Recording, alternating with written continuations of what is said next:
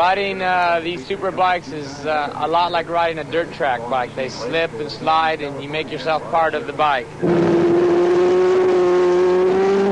Each person has their own style. Mine is a little bit hairier than others, and it works for me. The bikes accelerate really quick. You go from 0 out of turn 9, which is about 15-20 miles an hour, to 140 miles an hour within 200 or 300 yards.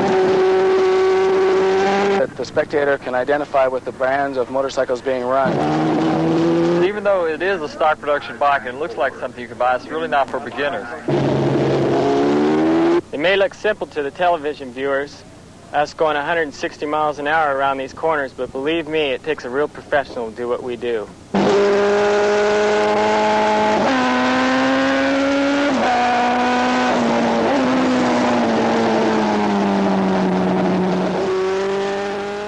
America, Laguna Seca, nestled in the rolling hills just inland from Monterey, California. My name is Bob Lee, and I'm your race commentator flying above the track in this Jet Ranger helicopter.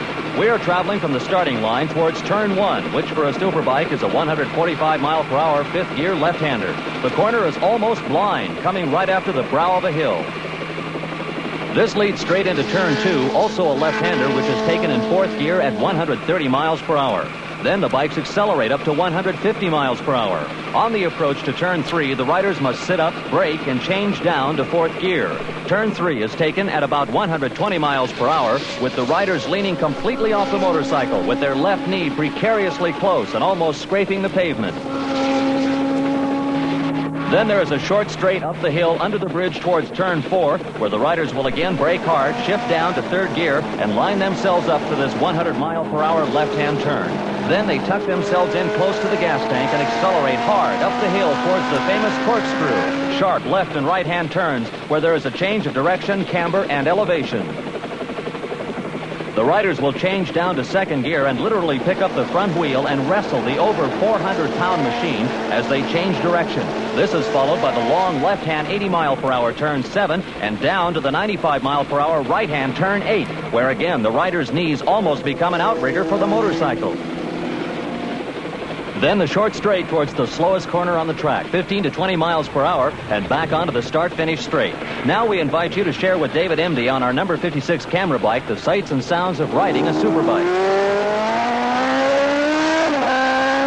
This is what it looks like along the start-finish straight, under the bridge, up the hill, and into Turn 1. This is a tricky section. Turns 1 and 2 have been taken as one long left-hand swoop. I've got the two riders in front of me now. I'll get by one of these before Turn 3. Now I can pass. I'm accelerating up to about 150. This bike is going to take some getting used to. It handles very differently with the camera on the gas tank. I hope that I can sort it out before the race. Now I'm accelerating hard up the back hill. The front wheel becomes very light. Up over the brow of the hill. Change down and brake hard for the corkscrew.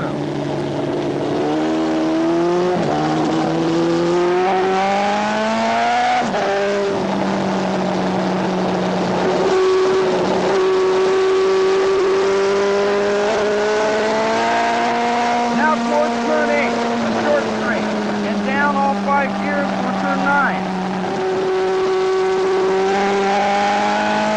The rider in front of me has missed braking point and run off the track into the safety area. These bikes are so fast, if you lose concentration just for an instant, you can be in real trouble.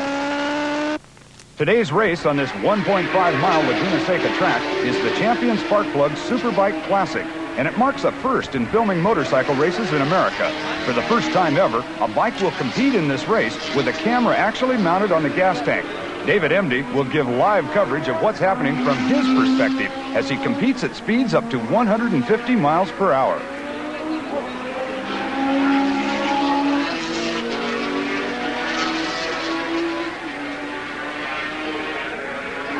On the back of the bike is a smaller camera from which we hope to see some of the racing from yet a different vantage point. Hello everybody, my name is Bruce Flanders and I'll be your commentator along pit row. Superbike racing is to motorcycles what NASCAR racing is to cars. The bikes actually look like one that you could buy from any motorcycle dealer's showroom, but looks can be deceiving. Modifications are made to the frame, brakes, tires, suspension, and engine. Wes Cooley, Superbike champion, explains some of the differences between his racing bike and the standard street bike. This one weighs approximately 560 pounds, whereas its racing version weighs around 420 pounds. This one develops around 95 horsepower, and its racing version develops around 145 horsepower. First, I'd like to talk about the brakes. The brakes are the same on both motorcycles. They have double disc brakes. The racing version, however, is a larger diameter disc to accommodate the speeds that we have to stop from. This top speed on this motorcycle is around 170 miles an hour. This one's around 115 to 120. Tires on a standard motorcycle are ribbed, as we use the slicks on the racing version. The compounds in the slick tires, when they get up to heat and temperature during the race, they actually adhere better to the ground and provide for better traction. As far as the engines are concerned, the castings are exactly the same between the two motorcycles. There again, the racing version is hopped up with a little bit inside. The pistons have been changed, the camshafts, the cranks on occasion. We've also gone to the 4-into-1 pipe as compared to the 2 pipe on the production motorcycle. This also helps for our glanthorns problems that we have. It has a single rear disc brake. However, the racing version is vented to help the cooling in case it does get hot during a race. Carburation is pretty much the same. We have a little bit larger bore carburetor on the racing version. We have a fairing on this motorcycle. This is to cut down the wind resistance. Also, the handlebars are slightly different than the standard production motorcycle. They're lower, enabling us to get down closer to the center of gravity of the motorcycle, thus for better stability. Today's Superbike is a sophisticated piece of machinery. The engineering and design work that it takes to build a winner is every bit as important as its automotive counterpart. And equally important is the human element. Okay, perfect. That final piece of tuning. It doesn't stick out of the cylinder head that much, does it?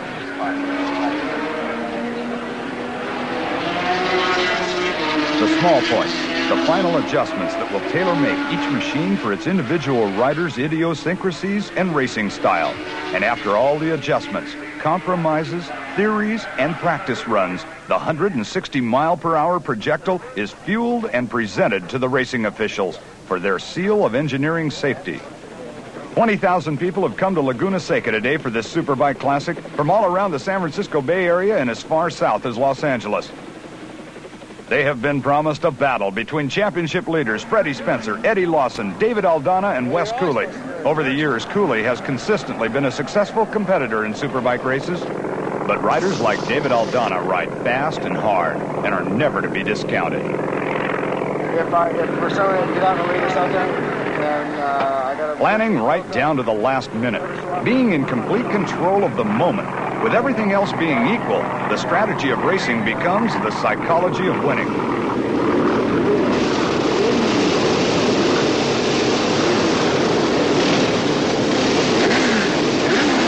Hi, my name is David Aldana. I'm 30 years old and I live in Garden Grove, California. My biggest highlight in my career, as far as I'm concerned, hasn't happened yet. I would like to win the Superbike Championship this year, and then maybe I'd have something to brag about. Right now, all I look forward to is winning.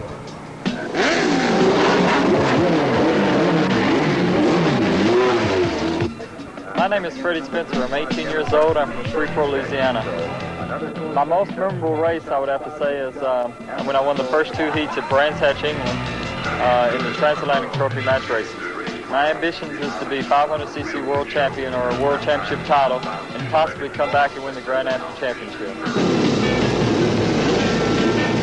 I'm David Emby, Oceanside, California, 22 years old. My biggest ambition is to win Daytona 200. Finished 3rd Daytona year before last in the Superbike race and was 1st at the Ontario 6 Hour.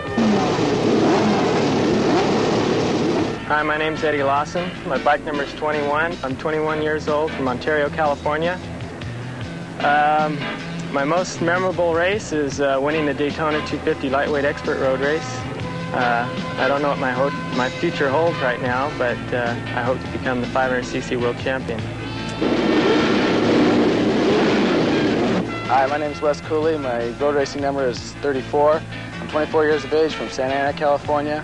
To date, my most memorable road race is probably winning the Suzuka 8 Hours twice in the last 3 years.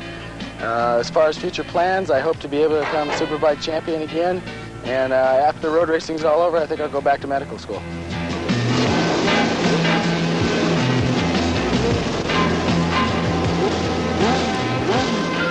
The top 5 qualifiers in time trials earlier today can be seen in the front row of the grid. On the outside, 5th fastest, Kawasaki's Chuck Parham, number 191, at 1 minute 13.792 seconds, a speed of 92.84 miles per hour. 4th was number 31 on the Racecrafters Kawasaki, Harry Klinsman, at 1 minute 13.394 seconds, a speed of 93.14 miles per hour. 3rd fastest is number 109, David Aldana on the Kawasaki, at 1 minute 11.244 seconds, an average of 96.41 miles per hour. 2nd fastest on the Yoshimura Suzuki with a time of 1 minute 10.311 seconds, a speed of 98.01, is number 34, Wes Cooley. And the fastest qualifier on the pole position on the inside of the racetrack, number 8, Honda's Freddie Spencer at 1 minute 9.493 seconds, a speed of 98.71 miles per hour.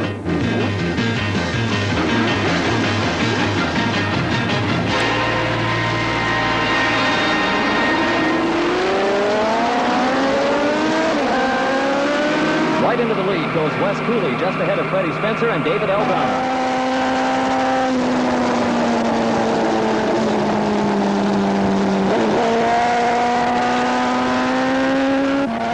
Coming down towards turn 3, it's number 34, Cooley, David Aldana, Freddie Spencer, Klinsman, and number 88, Roberto Pietri. Let's see it from David Emby's point of view. David?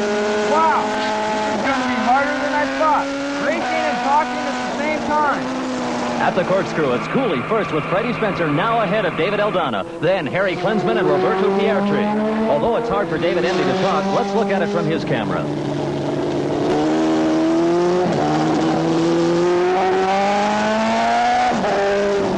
Into turn 8, it's still Cooley with Freddie Spencer right with him. Then there's a little bit of a gap between them and Aldana and Klinsman, with Roberto Pietri following up near the end of lap 1. So the race has taken shape with Cooley and Spencer charging for the lead, and Aldana and Klinsman within striking distance. The other favored rider, number 21, Eddie Lawson, who recorded very fast times in practice, is back in the 12th spot at the end of lap 1. Cooley needs to make his presence felt to put him in a good, solid position towards the championship, but I don't think young Freddie Spencer will give him any ground. In fact, look how close Freddie is staying with Cooley as they thunder towards turn 3 at 150 miles per hour, and almost in unison, their knees graze along the asphalt.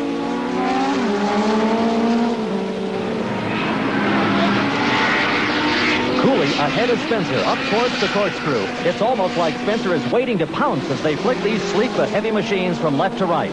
Spencer is going for the inside and trying to pass Cooley towards turn 7, and they're side by side. But Cooley, who has the inside line, is holding on.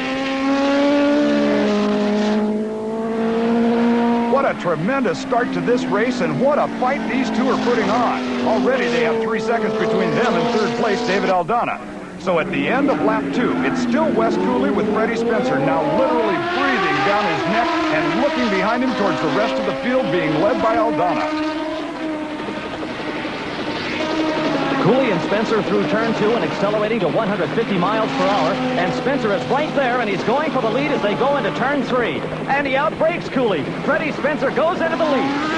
Let's go to David Emby. I'm just getting into the start-finish straight. First, second, third. It's hard to keep up with the leaders with the camera equipment on the bike. I can't get my body low enough to the gas tank to stay out of the wind. Eddie Lawson, number 21, looks like he's in trouble. He's been looking down at the engine. Lawson was 12th at the end of lap 1. Now he's running 7th here on lap 3, but the bike's not running like it should. It's still 18-year-old Freddie Spencer in the lead, with Wes Cooley right in his slipstream as they accelerate out of the 15-mile-an-hour turn 9. Spencer and Cooley pulling away from everyone else. At the corkscrew, Eddie Lawson still sitting in 7th place. He's again looking down at his bike, and it looks like he's going to pull into the pits. That'll be the end for number 21 today. Fast Freddie Spencer, number 8, now has pulled about an 8-second lead over number 34, Cooley.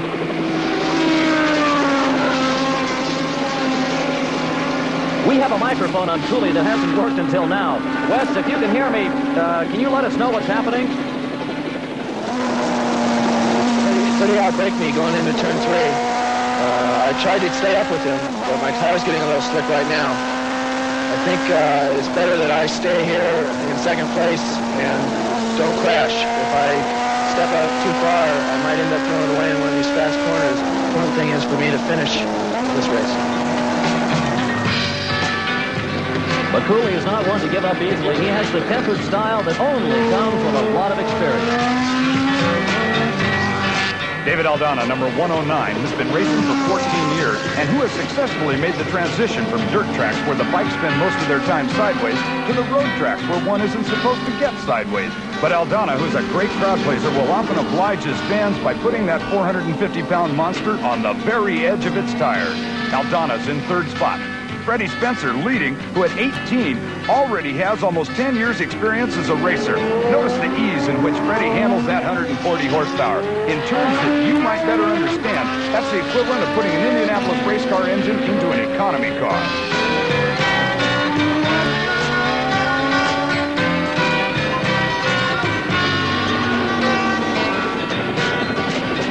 Freddie Spencer, the second of these three riders, is now starting to lap the back markers.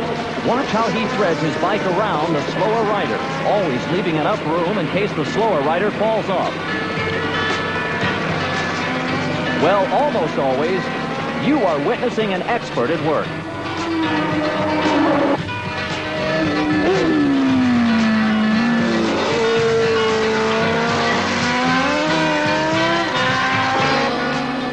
Those are Wes Cooley's mechanics. It's hard to tell whether he's confused over Freddie or Wes. It's not like Cooley to let Spencer get as far ahead as he is, but then again, as we heard earlier, Wes Cooley's in it for the long haul. It's championship points that brings the big money, not just winning one race. And he's still 20 seconds ahead of third place Dave Aldana.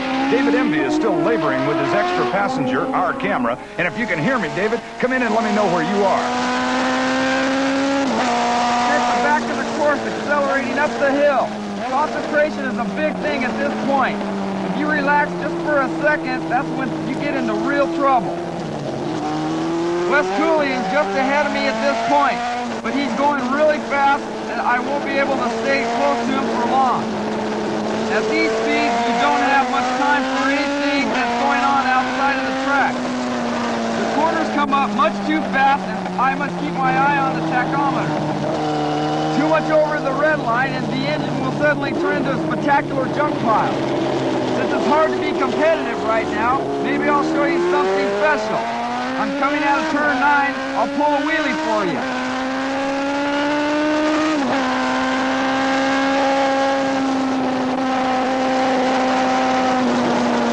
That doesn't win races for you, but it sure is fun and fans love it. One of the hardest things for a non-motorcyclist to understand is how we keep these things upright. We have such little rubber between us and the track. At any one time, there's an oval area about 3 to 4 inches long and about 2.5 inches wide, touching the track, and that's about it. Compare that to a car tire, and then remember you have 4 wheels on a car. I'm coming up to the corkscrew again. I've got 2 guys in front of me. I should try to pass. As the race goes on, if you're not fit and really on top of it, putting the bike on the right line through the corners gets harder and harder. Really close to these 2 guys now. I should get him on the next lap. Whoa! Son of a... Missed the gear and I almost hit him. Harry Klinsman, number 31 on the Racecrafters Kawasaki, has pulled off the track at the corkscrew, and it doesn't look too promising for him. Freddie Spencer is still on the march in the closing stages of this race. He has such a commanding lead that you'd think Freddie would slow down and take it easy, but it just isn't so. Freddie is still leading over just as far and letting his knee drag along the asphalt just as much.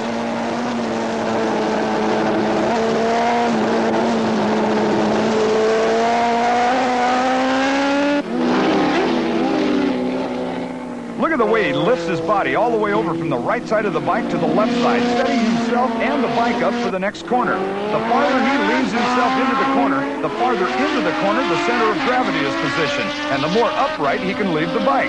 Therefore, the more tire area being left on the ground and the more power and traction he can use. Spencer is now a little over 12 seconds ahead of number 34, Wes Cooley. This is the last lap. Well, you've seen superbike racing from just about every angle. Watching these guys in slow motion on the last lap reminds us that motorcycle racing can be poetic, graceful, and beautiful. Even if Aldana is riding like a wild and crazy guy.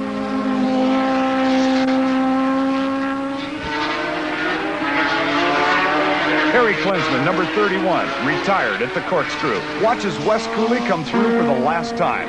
The starter, Bob O'Malley, gets the checkered flag out for young Freddie Spencer. The 18-year-old from Shreveport, Louisiana, wins this Champion Spark Plug Superbike Classic. Wes Cooley from Santa Ana, California on the Yoshimura Suzuki finishes second.